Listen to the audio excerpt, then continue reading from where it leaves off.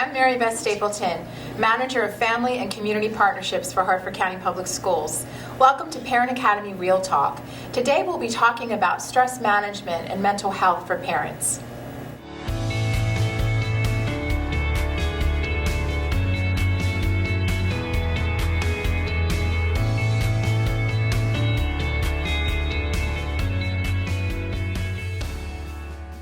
Today we're talking about stress management and mental health for parents. We talk a lot about mental health for children, but we really need to focus sometimes on ourselves as parents and how do we make sure that we're feeling healthy in mind and body. Today we have some great experts to help us figure out that and to share resources and information to help us. So to get us started, I'm going to start with Carol to introduce herself and talk about just what she does. Hello everyone, I am Pastor Carol Taylor, and I am first and foremost a parent. I have 5 lovely children, and I have 8 grandchildren, and I have 1 on the way, and so I'm excited about that. I am also a local pastor in the area, in the Aberdeen area, and so with that being said, I have a wealth of knowledge there as well, and I'm also very active in the community. Hi, I'm Pam Llewellyn. I'm the Regional Director for Behavioral Health with University of Maryland, Upper Chesapeake. I'm also the Director of the Klein Family Harford Crisis Center. Also a mom of 2 school-aged children, and very busy and understands stress at a very personal level. Wonderful, thanks for being here. Good morning. My name is Sharon Lipfird, and I'm the Program Development Officer with the Mental Health Association of Maryland. I also am a mom and a wife. I have 2 children, ages 21 and 23, and echo what has already been said about working mom, wife, and under a lot of stress. Yeah, thank you. I'm Barry Klein, Executive Director for Healthy Harford and Healthy Cecil. We specialize in healthy lifestyles for improved mental, physical, and spiritual health. I have 2 biological children and a couple of bonus ones thrown in there for good measure. and been living in the county for about 16 years, and so really feel that have a good sense of what are some of the stresses from age 2 to about 20. Right. So as I started in our introduction, we talk a lot about our children's mental health and also with their physical health, right? How do we keep them healthy?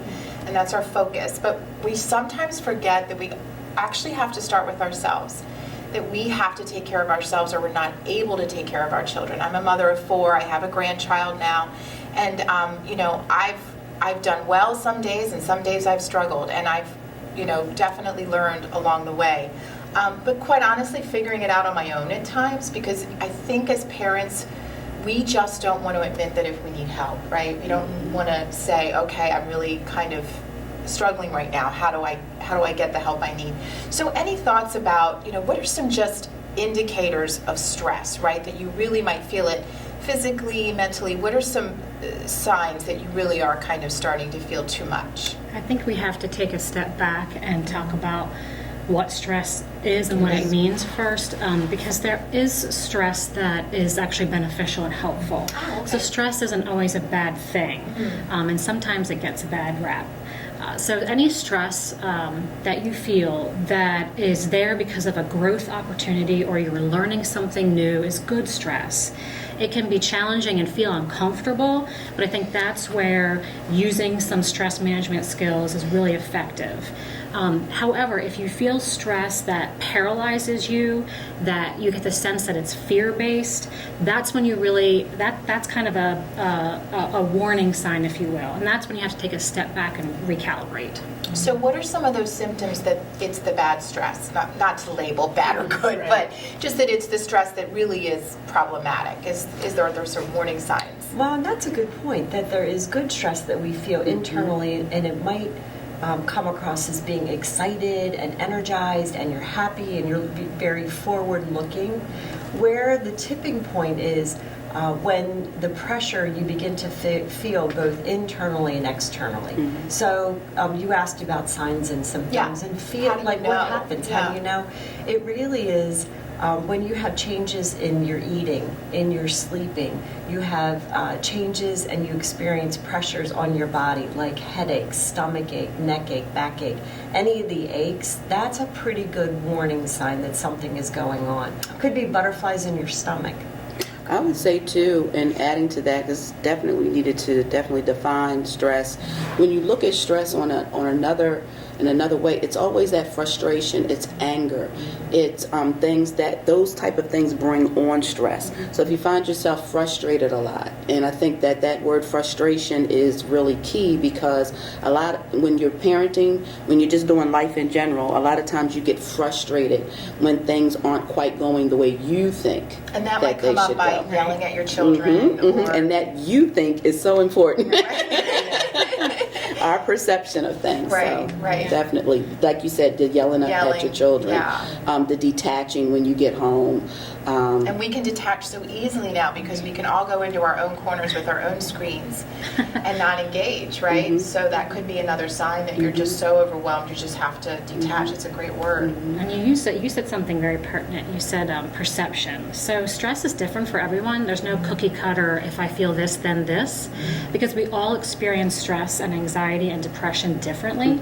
And some of us have different resiliency skills and some don't. And there really is not a consistent rhyme or reason to who has the better skills and who doesn't. But the one thing we all have in common is we can learn skills. We're not born with this innate ability to know how to navigate life. That's what our family unit and our community and those who love us and are around us are supposed to help us do.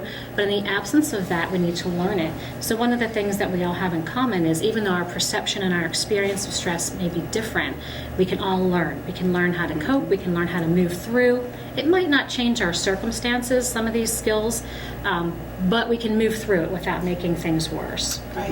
You made a really good point that oftentimes, and Mary Beth, you did as well, that oftentimes we think we're not doing something right and we must be the only one. And that we're failing That we're somehow, failing right? in some way. Over the holidays, I had the opportunity to read a little bit about stress and stress management. And what the literature shows is that 69% of people over the whole holiday season, in through the new year, what they recognize is that about 69% of folks report being stressed of time and money. And then another 51% of folks really are concerned and anxious about gift giving and exchanging and just expectations with families. And so it really is all of us in it together. It's not really just other people. Right. And that's a differentiation between acute stress that happens episodically, like with the holidays, and then the chronic stress that never goes away. And that's the one that really affects our health. Because the acute, there's that stress and then there's the recovery. But then with that chronic stress where it just, like you were saying, affects your brain, it affects your sleep, it affects your gut, and it affects the way that you eat and the way that everything is metabolized, that's the stuff that's going to break down your body. And when you see somebody who looks haggard, it's that chronic stress that they're not overcoming, and then they're not able to relax and rejuvenate. Well, I think that was a great word, expectations, right? So as parents, we have expectations. We think in our stressful moments, right, that we have to have the perfect dinner. We have to have kids where they need to be when they need to be. We have to have all of our children doing amazing on their grades, right? We have to get them ready for college. We have to. And I think that's when you're constantly kind of on that hamster wheel, right? I think that's when you maybe are starting to feel too much. Well, we all start off the new year with these expectations. Right. And we have all of these hopes and dreams for ourselves and our families and our children. None of that's bad. Okay. Hopes and aspirations and expectations are good. I think where sometimes as a parent, I'll just speak for myself, I run into trouble is when I don't plan for the unpredictability of life and there's no margin. So I wind up overscheduling and I have too many duties and too many things my kids are involved in. And that just causes a chaotic environment. And then that internal voice that says you're failing as a mom starts to rage. And with some of my peer and friends, we call that kind of mom rage. And really that's just the external response to feeling way overcommitted and not allowing myself the ability to have margin. Yeah. So if you're a parent who's feeling that rage, right, or feeling that the yelling or the whatever you're experiencing, and so what are some coping? I know well, let's start with what are the things that we do that might kind of go down a slippery slope? What are some things that we really need to be aware of that, we got to be on top of that? So what are some things that we might do behavior that would kind of, we think, help in the short term de-stress, but it really doesn't help? Self-sacrifice. I think a lot of times, like what Pam was saying, is that we get overwhelmed, so then we stop doing things for ourselves. So we'll stop exercising, or stop taking the time out to cook a healthy meal. We'll just do the drive-through, and that just starts these bad patterns, these bad diets lead to poor sleep. This poor sleep leads to the raging.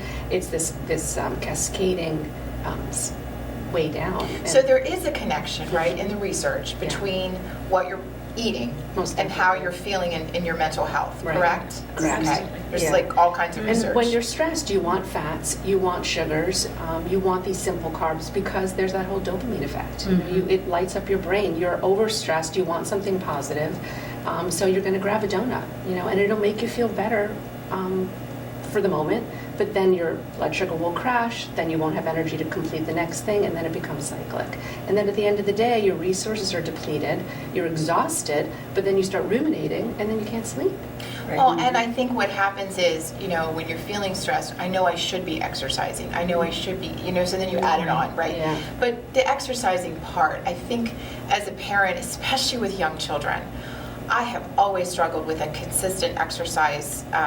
And I know the exercise and the mental health are connected, but that said, how do you make it work, right? Because you've got, in the morning you've got to get kids off to school, then after school you have to make sure homework is done and dinner is made, and I've always really admired fathers and mothers who've been able to kind of work it into their day. But as you said, fathers who are able to do that, and mothers not so much. Oh, really? Well, I do think that a lot of what we're talking about, quite honestly, is the labor of women. This perfect holiday, this taking care of the children, this overscheduledness. I think a lot of that is the labor of women. And I think these unachievable expectations are also the labor of women. I always have this argument in my own house where my husband will be like, why are you getting so stressed out about cleaning the house? I'm like, because no one's walking in the door and saying, Jay doesn't keep a clean house. That's just, it just doesn't go there. So it is our labor. And so I do think women struggle more with achieving things like being able to consistently exercise. But I also think that sometimes there's that judgy piece where if a woman is exercising and doing all that great, you're like, well, she's maybe not taking all that great care of her kids. There's even that backlash. Right. And instead of going after each other, we need to support each other. And I think social media plays into that for adults too. I'm thinking that. I'm sure there's some research around that, right? That social media is starting to increase the anxiety among adults and kids. It's funny that you said that, because that was one of the number one resolutions of folks this year, was to unplug. And it meant phone, TV, Netflix, all of our electronic devices to unplug and really focus on being present. So thinking about our last 10 years, right, since social media has come on the scene, and knowing how I've used it and watching, people in my circle use it, is there a connection between the use of social media among parents and adults and an increase in anxiety or depression, or what is the influence of that on our basically our mental health? So, digital stress has its own category. There's research coming out now about what they're calling digital use disorder. But really, it's just a way to say you're on screen time too much, and it's starting to affect you. We were not designed to have to tolerate and move through constant visual and mental stimulation, which I see in particular our youth, but now the parents doing. I think a recent study said that upwards of 7 hours a day, most adolescents and young adults spend on some social media platform or some digital use. And that is way too much, particularly if you're looking at an adolescent and young adult brain, which is not fully developed yet.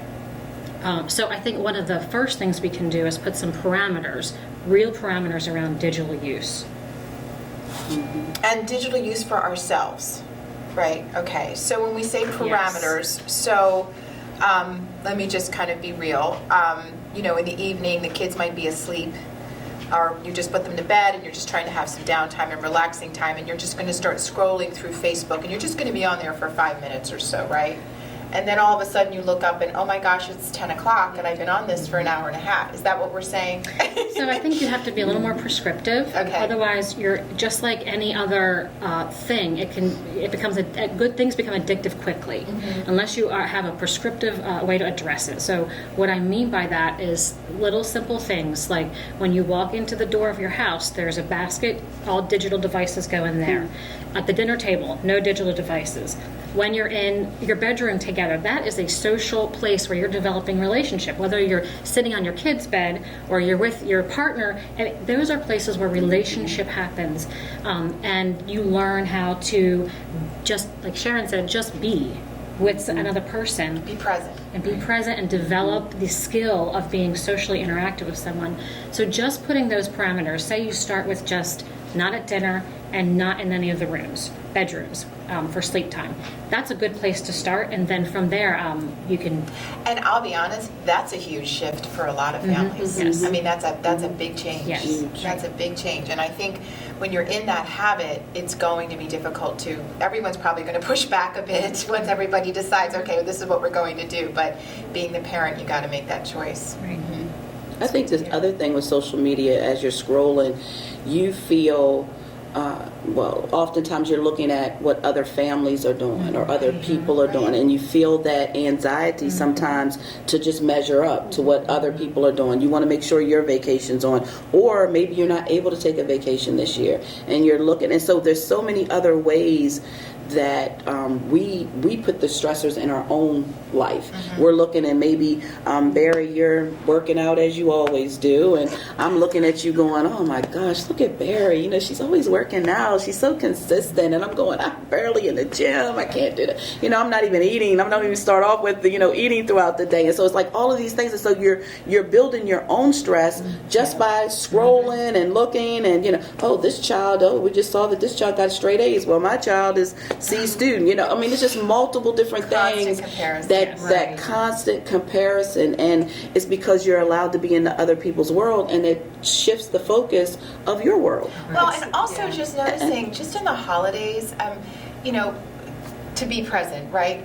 Do we always have to take pictures of everything all the time and post, right? Could we just be? Right. And I think that's to your point that, you know, there's this thing in your brain that takes over that says, I have to project to the world that my family is this, or our vacation is this, or whatever. But it's become the norm. Right. So certain things we allow to be the norm, and then now we try to go back in and we try to fix it. But I think earlier you were talking, Barry, just backtracking a little about mental health.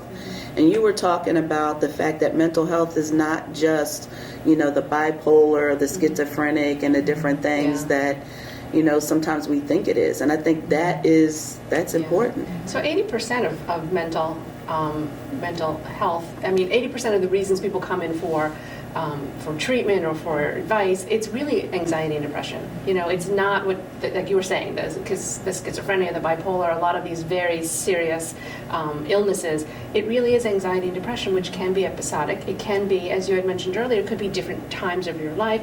There's a statistic you had about, what was it, 1 in 4 people experience mental health crises at some point in their life. I think the spiritual piece, and I didn't really bring a lot of that in, but I think that spiritual piece allows you sometimes, if it's in the right setting, to pull that mask down, to be open, to be vulnerable, to rely on someone other than self. And I think that's important. Yeah. You know, so I'm looking at you and I'm thinking of one thing when you're talking about ways to cope, because you're a singer. And so that breathing, like when people talk about, oh, you know, breathing and how do you put that in? When you're spiritual, you're singing. When you're, you know, doing what you love, you're singing. That is your deep breathing. That is your when you're in the car. When you're in the car. When you're in the shower. So like if people are thinking like, how do I just move this into my day? I don't want one more prescribed thing. If you just sing, Even Yeah. if, no one has to hear you. That's going to be that relaxing piece. Right, but just knowing that there's things that you love to do that help you Right. through it. I've heard That's a good journaling and Yeah. drawing, walking. It's not about spending money. It No, really right. is. It Just really walk, isn't. going outside, Yeah. taking a walk. We have wonderful trails and paths throughout the county. Yeah. Just going to a playground. I mean, Remember, they're really not- hashtag me day. Me day. My me day consists of usually Yeah. Barnes and Noble. Oh, yeah. I Cup of coffee. sit and Yeah. coffee Love and that. still on Me my too. computer because I don't really detach like that. I don't really need to detach like that. Sometimes I do, but it's just getting away, Yeah. driving, Yeah. walking. Like you said, believe it or not, I do walk Yeah. now and then. Very So. good. Something else that you said, I think it's important. I'm a list keeper, so I have my list. I know what I have to do. It can become overwhelming if you don't work through your list. You feel like, oh my gosh, I didn't get it done. So part of it is really keeping it simple and having reasonable expectations of yourself and of others. I think that helps a lot. So in addition to the day-to-day stress and the chronic stress, what are some signs and symptoms that you really, there's a mental health issue, right? There's a difference, right, between just the day-to-day stresses and the mental health. Like, what is the difference? How do you know? So to what Sharon was speaking about earlier, there are normal stress. There's normal stress in life. So anytime you have a life circumstance, a job change, a new big task to do, marriage, divorce, children are coming, any life event can cause a blip on your stress radar. What differentiates that from a usual stress continuum and maybe when you need to get help are really a couple of different things. One is it chronic, like Barry was saying? Is it long term, or does it resolve itself in time as that stressor moves through, or does it stay for a long time? So that's the one thing you want to pay attention to. Is it long term or does it resolve? Two is the duration. Or not the duration, but the intensity of the duration. So is it something that is really negatively impacting how you work or not work, how you're functioning socially and interpersonally? So, what you're doing with your family, and if you're feeling yourself, those things that are changing, your sleep, your appetite, if you can get up in the morning, if you can't, if those things are shifting, the intensity is kind of another warning sign to you. So how long is it lasting? Is it self-resolving? What's the intensity of those sorts of symptoms that you're feeling? And that's when you say, well, do I need some more support or some help? So I think too, it starts with that examination of yourself. And most of the time as women, we just go. We don't stop and really see where we are.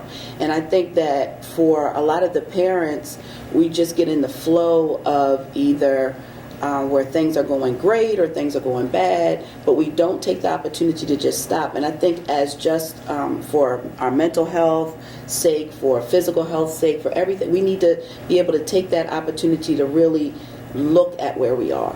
And I think as women, we don't stop and do that enough. Where we take that me day and just kind of look at our world and, whether it's our schedule, whether it's our list, whether it's our children, is everything going good? Sometimes we're just so much a part of the day-to-day that we're not really even setting goals in the future. We're not we're just not looking out at some of the things that are right in front of us. And a lot of times that right in front of us is us. What is it that I can do different? What is it that I can do to make, one of the things you said with your husband, we need to have if you're married, you need to have a conversation. Because most of the time what is so unique is we don't even tell our spouses, I'm overwhelmed. We just would rather just keep on trying to be superwoman and struggle and do instead of sitting down saying, look, you don't have to help me today. Not and so and also that's the thinking reality. of the single moms and dads out there, right, that aren't, they don't have a partner to lean on. I mean, how is it even more stressful for them to try to get through the day and all of that? So even if you don't have a partner, then somebody else in your life that you developing can lean that on. support system, but you have to first identify that you need one. Right. And that is where that examination and really kind of just spending that time with you. It helps with your health. It helps with everything. When you learn how to, as a woman, as a gentleman, whoever, learn how to detach and really spend that time with yourself to see where you are in life, in misery, sometimes, whatever it is. And I think we feel so guilty about taking a me day, right? When you said me day, I was like, wow, that would Ooh, be no, wonderful. girl, take the me days. That's what I'm going to use that term, me day. Me day. So hashtag me day. Somebody once gave me this really good, you were asking, like, how do you know? Yeah. And when Carol was speaking, it just reminded me of it. She said, take a really deep breath, hold it, and let it go. And if you feel dramatically different because you took that breath, then you are way too stressed out. Yeah. Because so many times we don't breathe. Like, that's one of those big things about not taking a deep breath, not taking a big diaphragmatic breath, where you're so stressed, you're just holding, almost like a boxer. You've got this stance. And when you take that breath and it relaxes your body, you're like, oh dang, that's what that feels like. yeah. And if you have that oh dang moment, then you are way too stressed. Well, and to be honest, if you're feeling that way, and we think that we hide things from our children, right? We think, oh, I got it together. They don't know. There's just some kind of energy that our kids know Yes. that's coming out of us, right? Out of our pores when we're feeling that way, right? And they're just like, The air is zinging. what is wrong? Like they can feel it, right? Yeah. They're like, what is wrong in this house? Right. And I'm going to be careful not to dismiss the role of fathers and dads and Of kids. course, because, of course. Yeah, we know that generally women tend to take on more. I believe that, you know, there's part of that's kind of innate because we do bear children and we have that nurturing kind of stance. But it's really important, especially in the new year, to involve your kids and your partner in these discussions about expectations. So how are we going to move through each day, gang? Who's going to help Mama with this task today? What's Dad going to do? So everybody's on the same page and everybody understands, especially with big events. So if you had like a wedding coming up in your family, you want to sit down with your kids and say, we have these 10 things we have to get done in the next 6 months. So Mom needs your help with these, and just really laying it out and having an honest discussion with your kids. That won't damage them. That will actually help them develop resiliency skills, because you're modeling for them what that looks like to have a game plan and to lay out expectations and to build in margin and to know when to take breaks. So you're modeling that for them by doing that. That's wonderful. And it's creating a hopeful, energetic, we're all in this together approach, which is very different than, oh my gosh, my hair's on fire, I'm running around, I won't be able to get everything done. Yeah, and so your it's kid's on the- their phone and you're Right. running through and Yeah. they're like, what's wrong with Mom? Right. And they're not appreciating the stress that the moms and dads are Yeah. under. By sharing that load, you're right, we're all in this together as a family unit. So let's take some time though to talk about, okay, so you've done everything you can and you still are feeling you're not breathing, right? You really need help. Where do you go and what do you do? What's available in this county that's going to help? I think we can probably all answer that, but one of the newest services available is the new Klein Family Harford Crisis Center, and that can be accessed by calling 1-800-NEXT-STEP. That is 24/7, holidays, weekends, they're there all the time. If you call that phone number, you'll get a counselor on the phone. So they can help you with really just take a moment for yourself, like Carol was speaking about. They can help you navigate resources in the area to find that best fit for you. And if you're in crisis and you need somebody to come to your home and maybe just counsel you for a few minutes, they will send a licensed counselor to your home, or wherever you are. You'd be at the library and they'll go there, or McDonald's, it doesn't matter where you are. Also in Bel Air, we have a walk-in crisis center. That's also 24/7, holidays, weekends, and that could be for any mental health or addiction type of issue. You don't have to be in crisis to access the services. You just walk in and you will be warmly greeted, and we will have counselors and support staff around to help. That's really good information, because I think people, when they're struggling, think, but I'm not those people, right? I'm not those people that would need that kind of help. That's not what I need, Yeah. right? And so I think knowing you could call, anybody can call, no matter their level of whatever their issue is, right? They can get the help they need right then and there. I also want to throw in the Mental Health Association of Maryland is a nonprofit. We've been around 104 years. We are the second oldest behavioral health advocacy organization in the country, and we're right here in Maryland. And we work very hard with advocacy to develop advocacy and legislative support. We do a lot of training and education and quality monitoring.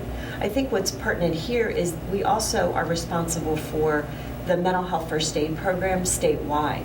So that's a resource that's available, because we think about a person's in crisis at the moment. Sometimes we have to back up and say, what can we put in place in our support network ahead of time that would help us develop skills preemptively before we get to that crisis point. Right. So the Mental Health Association of Maryland offers that training course for free across So the it's state. just like regular physical It first is. aid. It's like CPR, Yeah, but it's right, trying to get exactly, someone out of for that mental crisis health and moment. substance use. Wonderful. Yes. Yeah. Wow, that's great. And I think sometimes that changing the verbiage, so instead of saying, what do I need, it's like, what do I deserve?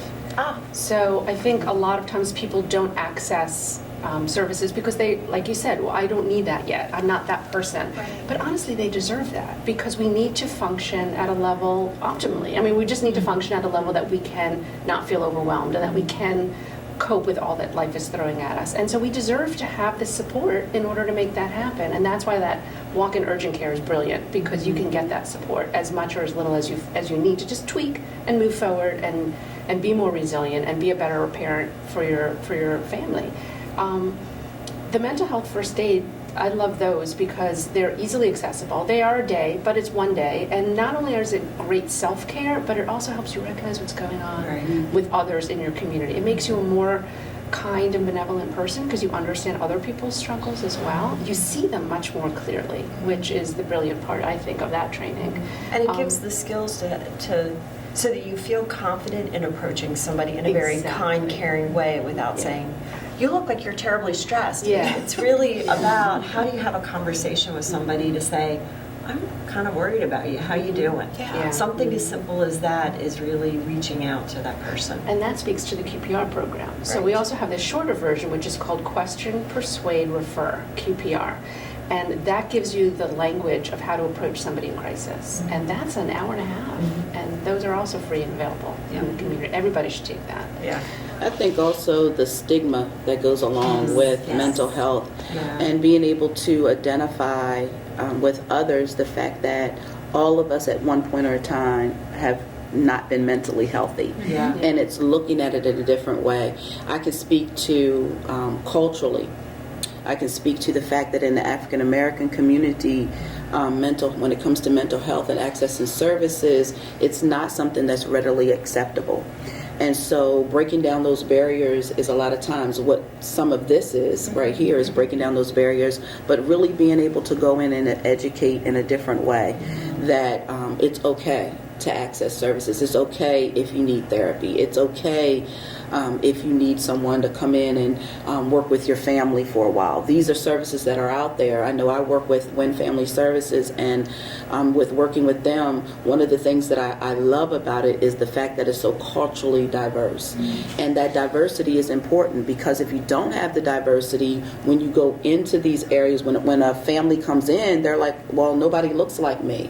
And so those type of things are important. It's important that you have that, because believe it or not, there are some things that are really different about how family, like one of the things when we were talking about screaming and hollering versus detaching, you're going to have an African American mom that might come in and just tear the whole, look, everybody, whereas you may have a Caucasian mom that may come in and just say, I'm not dealing with anybody today, and just go, retreat in the room. Whereas though an African American mom, the first thing they're thinking is, no, we bringing all this in, everything, and I'm just kind of paraphrasing because everybody is different, but on an average, you do have differences, and I think that those are things that are good to talk about and good to identify, but that stigma is always out there, and it's hard, again, unless you really spend that time with yourself to I really need help. Yeah. And saying that, and then getting to the point of accessing the services that are available, because there's tons. Right now, I can truly say 10 years ago, I couldn't say it. Sitting at a table, we're sitting and going,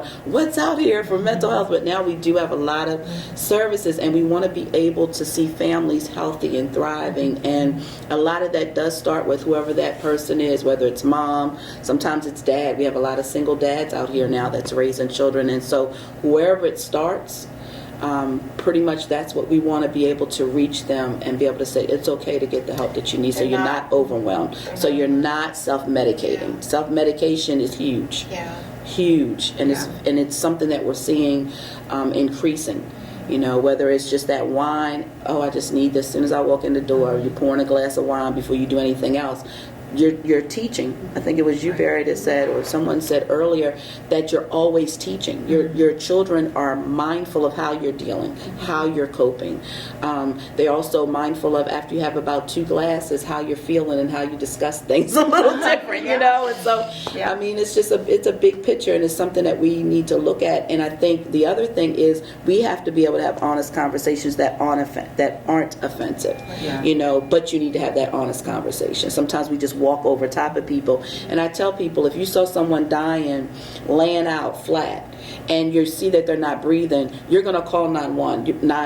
You're going to get them the help that they need. It's the same thing that we see every day with families, with individuals, but yet and still we go, oh, I'm going to mind my business. Right. It's not my concern. Right. And so we just have to start being a little bit more mindful of our surroundings. And being real. I think what you're speaking to is, and Mary Beth, you said this, we all have this mask that we put on that we're perfect and it's not us and we don't have a problem, and we're holding our stories close together, and we all face challenges and struggles. So you're right, it's being honest and really reflecting that there is an opportunity to help ourselves and help others. Wonderful, wonderful. Thank you all so much for this information. I learned so much. I'm sure all of our parents did too. We're not alone. We're not isolated. We have resources. We have support. We have wise women in this community who can help us through if we need it, and men too, I'm sure. So thank you all so much for being here today. Thank you. Thank you for joining us today for Parent Academy Real Talk. And remember, Harford County Public Schools parents are our children's first and best teachers.